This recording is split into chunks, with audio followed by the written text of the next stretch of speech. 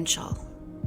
In 1981, Terri was a well-liked 17-year-old high school student who sang in her church choir and was an advocate in turning the other cheek if someone was unkind to her. She was just a good-hearted person who treated others well. Words like classy, wholesome, and kind are often used to describe her. It turned out that Winchell was involved in a love triangle that she didn't even know existed. Her boyfriend was having a relationship with another man in secret, and she had no idea. Although she knew Ricky Ortega, who was the other man, and knew for some reason that he did not like her. Terri only made it halfway through her senior year before Ricky Ortega ended her life in a brutal attack fueled by jealousy. Terri was gifted with a beautiful voice and had just become the lead singer of a rock band called Hit. She got straight A's in school and had just begun working part-time at a local Mexican restaurant in order to save money for college. She is described as having a light about her that made people want to be near her. That light attracted a 19-year-old baseball player from Stockton area college. He seemed perfect for her. He was an avid churchgoer and he did well in school also. In fact, it was a church event that they met at and began dating after. While Terri was quite infatuated with him, her mother felt like there was something not quite right about the new boyfriend. She said he was a good-looking guy who seemed to have a lot going for him, but he always had his head down and wouldn't look anyone in the eye. This led Terri's mother to believe that he was hiding something. It turns out that she was right. I was able to uncover the name of the man Terri was dating, but he will only be referred to in this video as the boyfriend. There is an indication in court documents and interviews that he's also a victim. Terri's boyfriend was carrying on a secret relationship with 19-year-old Ricky Ortega. Both the boyfriend and Terri had met Ricky while they were attending school. The dating situation with Ricky was disturbing. It would come out later that Ricky was infatuated with Terri's boyfriend.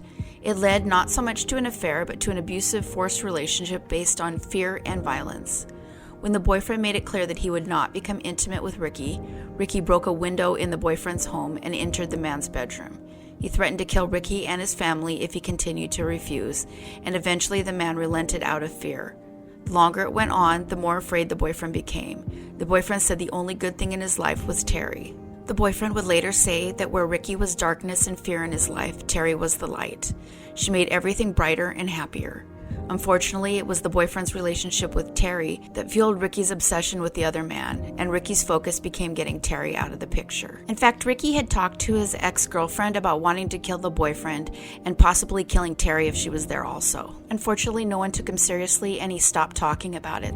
This was around the time his cousin Michael Morales came into the picture. Morales was a local thug and gangbanger. Ricky would tell people later that he wanted Morales involved because he wouldn't let him stop once he started trying to kill Terri. The two men planned her murder for weeks, even practicing how to strangle her on a female roommate of Morales. Terri had an optimistic attitude, so she wasn't at all suspicious when Ricky called her and offered her an opportunity to go shopping together and heal their friendship. Ortega didn't even try to hide that it was him picking her up.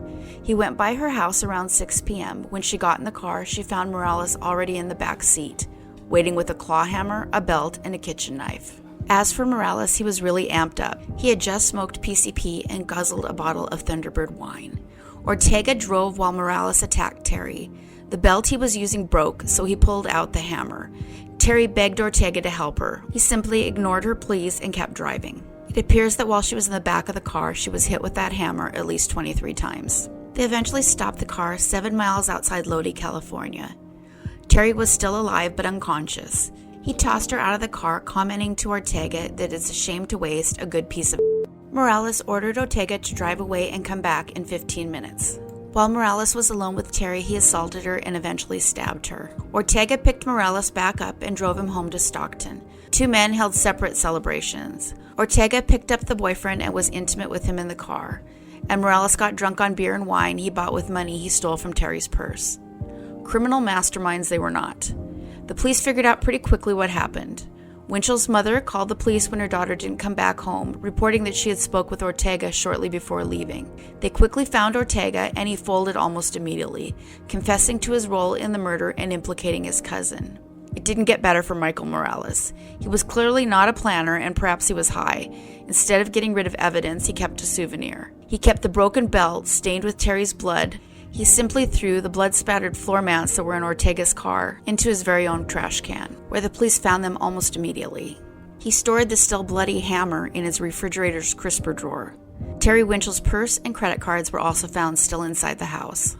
Once Morales arrived at the police station, when they began to question him about what happened, he just smiled smugly. He said he'd been up all night partying and he was tired. He then offered an exaggerated yawn for the benefit of the police officers.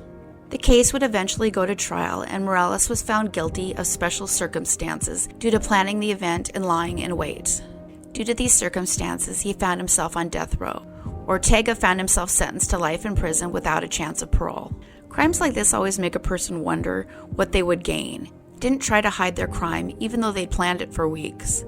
There's no potential benefit unless they get away with it. Instead, they offered the police breadcrumbs right to their door. They threw away their lives just for the ability to take hers. Ortega, for his part, at least had some reason for hating Terri, valid or not. Morales, however, was not a stranger to the law, and he simply enjoyed hurting others. He'd never met Terri before that night. Eventually, in 2006, it would become his time to be executed. He and his family wrote letters to Governor Schwarzenegger. That petition for clemency would be denied. As a last-ditch effort, his lawyer presented 5 forged letters claiming to be from jurors on his case who said that they were pushed to sentence him to death when that is not what they wanted. It turned out they were forged by an anti-death penalty activist. When that didn't work, his execution was scheduled. However, 2 hours before he was to be put to death, he got a stay of execution on a medical technicality regarding the legal requirements for medical personnel in attendance. Since then, there has been a lot of talk about Morales. Those around him claim he has transformed himself into a person much like the life he took, devout, kind, gentle. They presented him as a mild-mannered, devout Christian who is not just remorseful for his crime, but is loving and deserves a chance to live.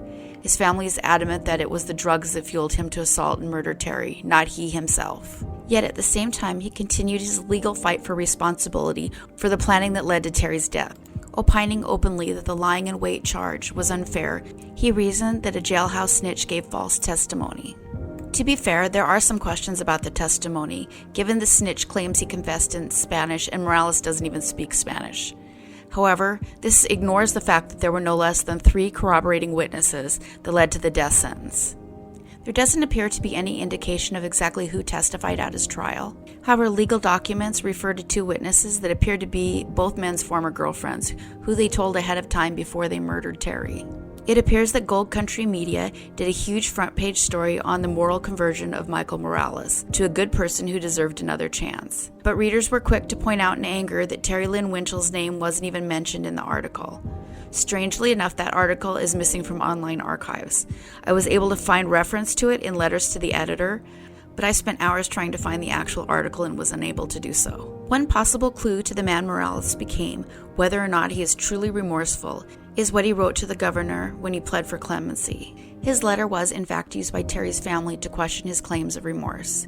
In his letter, the family and the governor's denial of request references that he doesn't even admit he killed Terri, much less express remorse for what he did.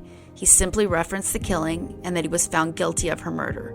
The link to the available clemency letters are in the description below, although Michael Morales' letter himself is referenced but not available. So this begs the question, can someone change from a person who enjoys hurting others into a good human being who feels remorse? Michael Morales' family and friends seem to believe so. They said he was a kind, gentle person before the drugs, and it was the drugs who made him violent and without a conscience. The same people appear to believe that not having drugs in prison has led him to once again be this gentle person they believed he was originally. Life has gone on since Terry's murder in 1981. Terry's boyfriend left town shortly after the murder. He said he couldn't bear to be in town anymore after Terry's death. He eventually met a woman, married, and had several children. Ricky Ortega is still in a California prison. As for Michael Morales, it appears his execution has never been rescheduled. Michael Morales is now 63. If Terri had been allowed a life of her own, she would be 58 today. Barbara Christian, Terry's mother, said in an interview that postponing Morales' execution felt like a punch in the gut. She passed away in 2017. That is it for today's story. Thank you for watching, and as always, please hit the subscribe button if you haven't yet.